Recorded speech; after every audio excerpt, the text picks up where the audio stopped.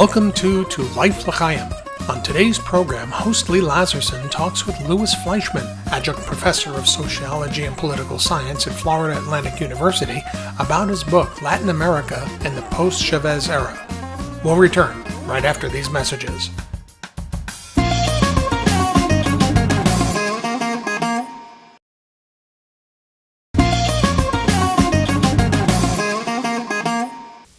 Joining us in studio today is Professor Luis Fleischman.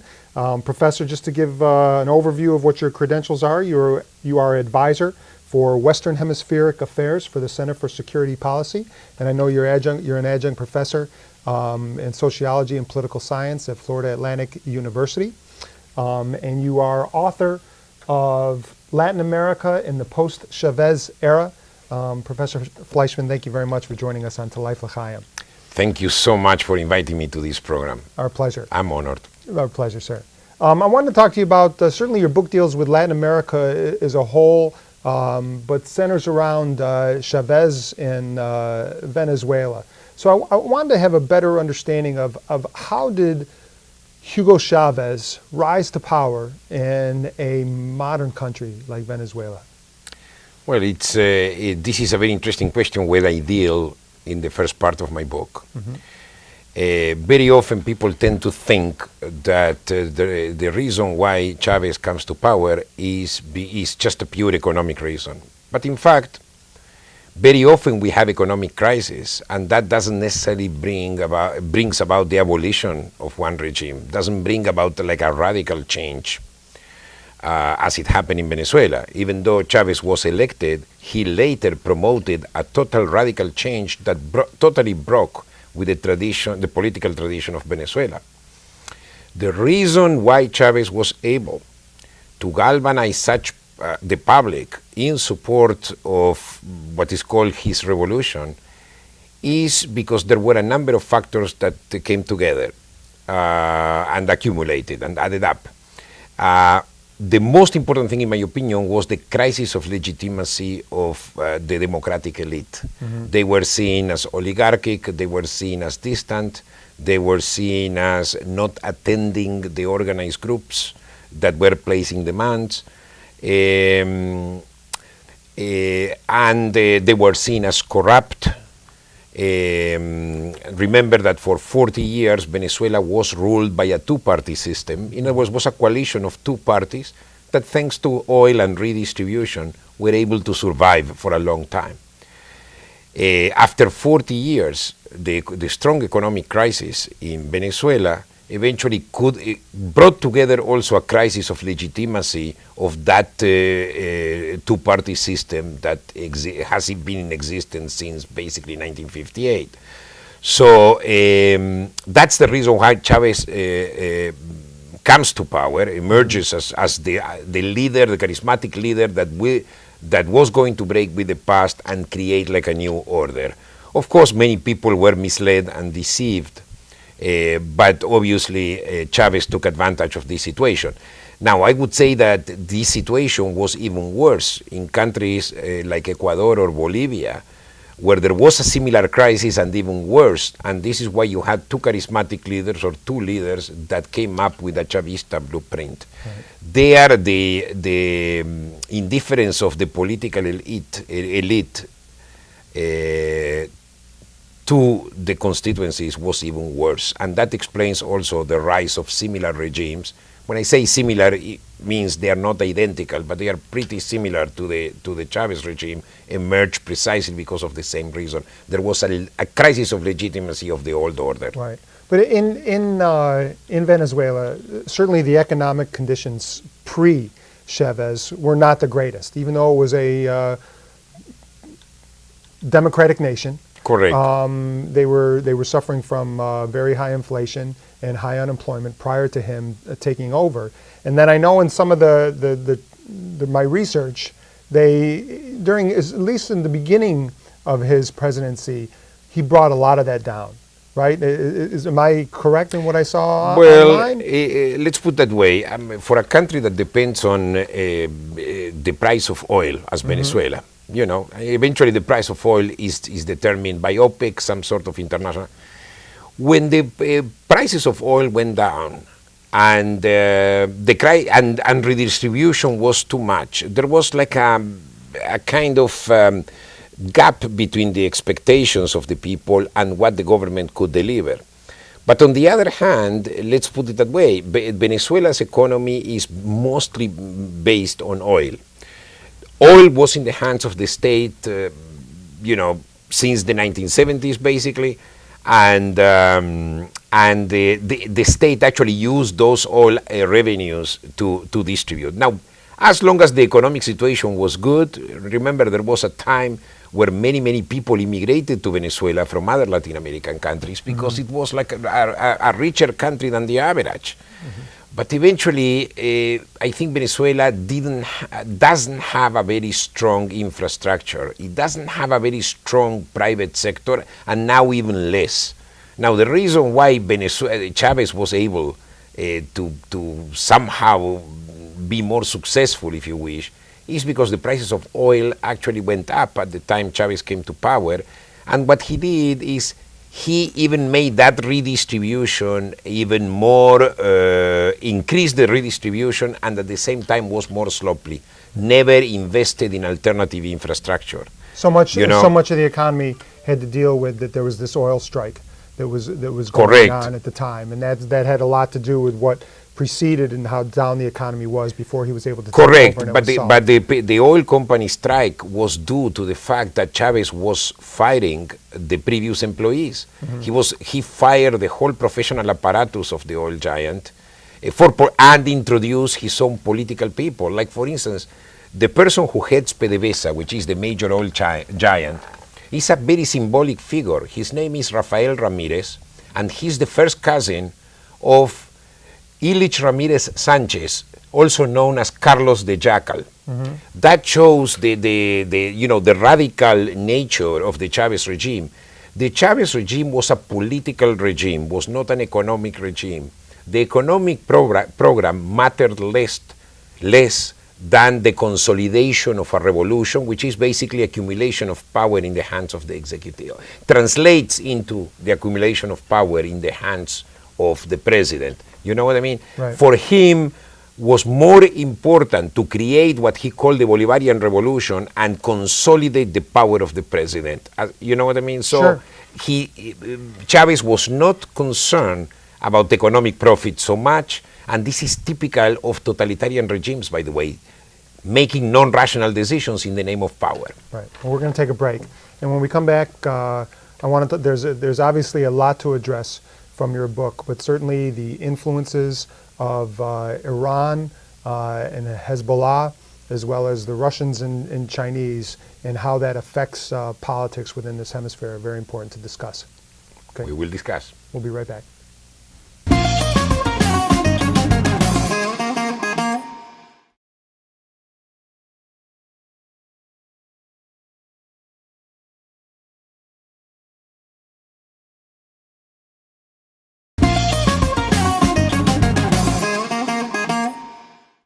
We're back in studio with Professor Luis Fleischman, Latin America in the Post-Chavez Era. Professor, again, thank you very much for joining us. I want to talk about just a little bit in terms of how Jews were treated in the pre-Chavez era and how they were treated during Chavez's reign and currently under Maduro. Yes. As we discussed, the Jewish issue is not an issue that I address specifically, although occasionally I do address. I do address it, but not in depth. However, I will be more than happy to answer your question. The reality is that before Chavez, the Jewish community was a very, very flourishing community, I would say. We had Jewish institutions. There are Jewish institutions, Jewish education. The Jewish institutions in general flourished. The Jewish community is well positioned. There were several cabinet ministers that were part of the Venezuelan government. Most of the presidents were friendly to the state of Israel and also to the Jewish community. Venezuela at one point also supplied oil to Israel, part of the oil, even though some of the oil came from Mexico. And relations between Venezuela and Israel, actually, the commercial relations were really, really, really good. Even Venezuela has an Israeli community also. And what is interesting is that in certain countries, in Latin America, like in Argentina, you have anti-Semitism in several sectors in society, in the military, in the Catholic Church, not anymore though, in the Peronist Party. In Venezuela, anti-Semitism is comparable. The level of anti-Semitism is basically comparable to the United States, if not better. In other words, there is no tradition of anti-Semitism. Of course, there are always anti-Semites, but nothing that actually never really took roots. Right. So I would say that under Chavez, all of a sudden, we are seeing a different story. We are seeing that one of the main, Chavez was influenced by a thinker who was an anti-Semite, Norberto Ceresole, who was also an Holocaust denier and also was a fierce anti-Semitism, anti-Semite and anti-Zionist. Right. Then one of the main spokespersons for Hugo Chavez is a communicator, whose name is Mario Silva Garcia. Is an open anti-Semite, is vocally anti-Semite, and he anti-Semitic, and he is linked to the government of the Bolivarian government of Chavez and now of Maduro. Not to speak about the fact that at one point the Jewish day school was raided by the police because the government believed that there was a conspiracy organized by the Mossad, namely the Israeli service, the Israeli intelligence. Yeah. Right, the intelligence agency. And this obviously was kind of a delirious thought, something that didn't make any sense. But, they organized a raid. Right. There was vandalism and violence against synagogues. And the situation deteriorated further after I believe it was after the Lebanese or after the Gaza, I think it was after the Gaza operation in early 2009, finally Venezuela cut all the diplomatic relations and economic relations with Israel and became fiercely anti-Semitic.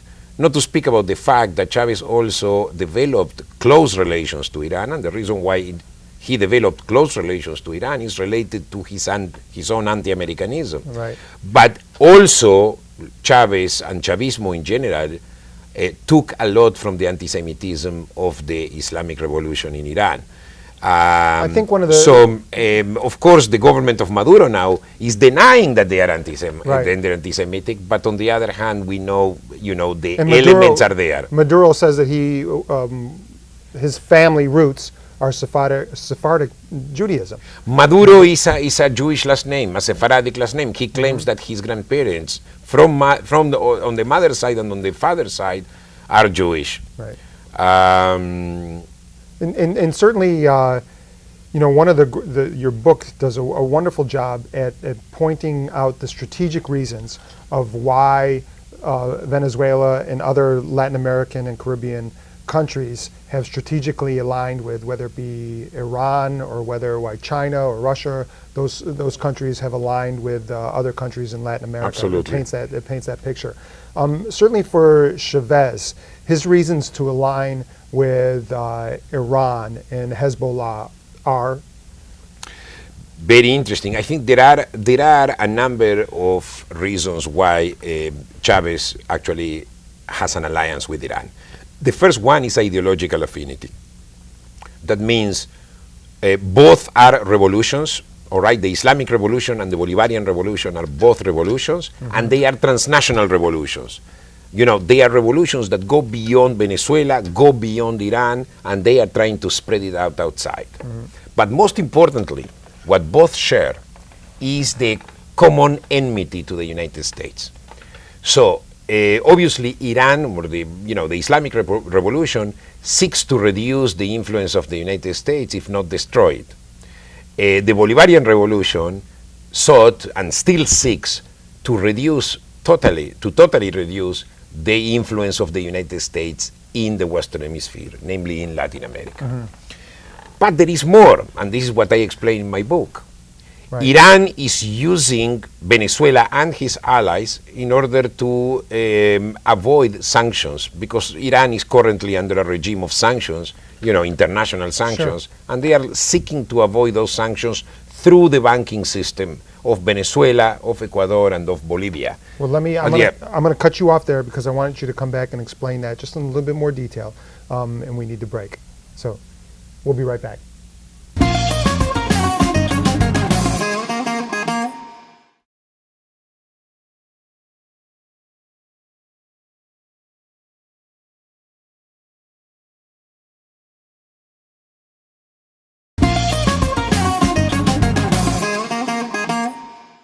We're back with Professor Luis Fleischman. We were talking about Iran, and so I want you to pick up there to the degree of influence that Iran and Hezbollah now has in Venezuela and Latin America. Yeah, well, the influence of Iran is subtle, I would say, but there are dangers. One of the things that I mentioned before was precisely the fact that they are using the banking system of these countries that I mentioned. But there is another element that is important. They needed to get around the sanctions that were put on them by the world community. Right. And therefore they formed a banking partnership with the Venezuelan bank to be able to work their money through so that they could get... That's correct, and so is with the Ecuadorian bank and also with the Bolivian bank. Okay.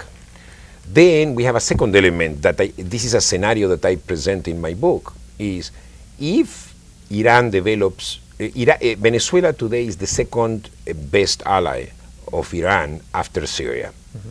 So if Iran develops nuclear capabilities, it makes sense that they would think at least about placing missiles on Venezuelan soil or on the soil of one of Venezuela's allies. And that's a real possibility. For instance, in the year 2010, the German newspaper Die Welt reported about the presence of Iranian missiles on the Paraguaná Peninsula, which is in the northern part of Venezuela. About a year and so later, the Nuevo Herald reported the same type of story. I never heard that confirmed by the Pentagon or by anybody else within the defense establishment here in the United States. But for me, as a political sociologist, as an analyst of human behavior, I can tell you that that makes perfect sense to me. Because if you think about the role that Hezbollah plays in the Middle East for Iran, that means if the Israelis attack Iran, Hezbollah can be used in order to blow a second strike on Israel. So that means that if they need to defend themselves from an American attack, they have the ability to blow another strike to the Americans from Venezuelan soil.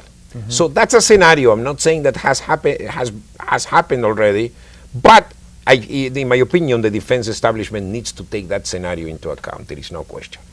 Then there is a third element. There has been a tremendous increase of presence of Hezbollah and the Revolutionary Guards of Iran in Venezuela and in other places in Latin America. There is a school in Bolivia that is located in a city called Warnes. It's a military school where radical revolutionaries are being trained militarily.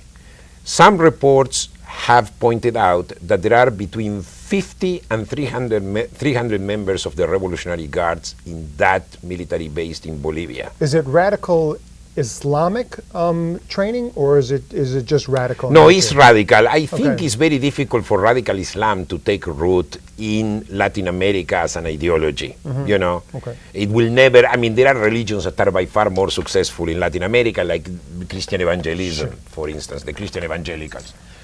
But precisely what the Bolivarian Revolution and the Islamic Revolution share is the fact that they both are radical. So therefore, the training of radicals that would defend the Bolivarian Revolution is no different, militarily speaking, from the training that the Revolutionary Guards and the Hezbollah have. And in fact, Chavez actually distributed among military officers a book written by a Spanish anarchist that actually promoted the so-called asymmetric warfare. And who are the masters of asymmetric warfare? The Iranians. You know, Chavez was very concerned about an invasion of a larger power, certainly the United States of America. And therefore, he speaks about the importance of developing asymmetric warfare. Now, will the United States ever invade Venezuela? Probably not. But think about the kind of role that these Revolutionary Guards and these members of Hezbollah can play in the defense of the Chavez regime that now is coming under attack. At this point, the main advisors to Chavez in matters of political repression are the Cubans. But what happens if in a few years from now the Castro brothers die and then there is a transition in Cuba? He has to have an alternative. By the way, I'm talking about Maduro, of course. Sure. And the alternative could well be the Revolutionary Guards and the Hezbollah, because they know how to manage a totalitarian state. They are as experts in totalitarian and repressive tactics as the Cubans are. Well, your question begs, we got a couple minutes left, two minutes left. But certainly the Monroe Doctrine existed and came into being and has been enforced for these type of threats in our hemisphere. And so is the United States employing this? Why aren't we employing this? Why aren't we being stronger in terms of our dealings with Venezuela to squash this threat? I explained that in chapter 8, I believe. There is a myth that claims that Americans are not involved at all in Latin America. Well, this is not true economically speaking. You know, economically speaking, even though we are losing the economic battle with Brazil, with China, economically there has been American involvement.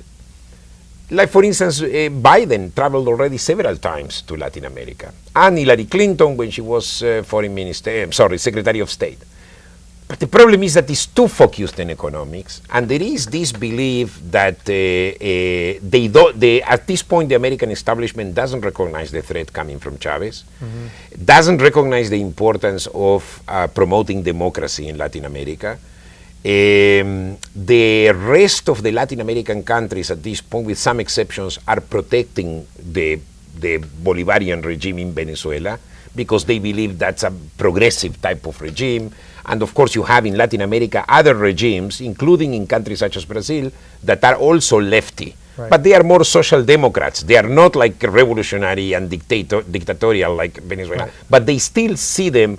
The Brazilians see the Venezuelans as lefty, and therefore they have protected them. Right. Meanwhile, the Organization of American States has totally failed to make Chavez accountable and the Chavistas accountable for their violations of democracy. And the United States has remained very passive and ineffective. In fact, it has been effectively politically removed from the continent. I got to cut you off there, but there's a lot to learn, and I know your book addresses it very, very well.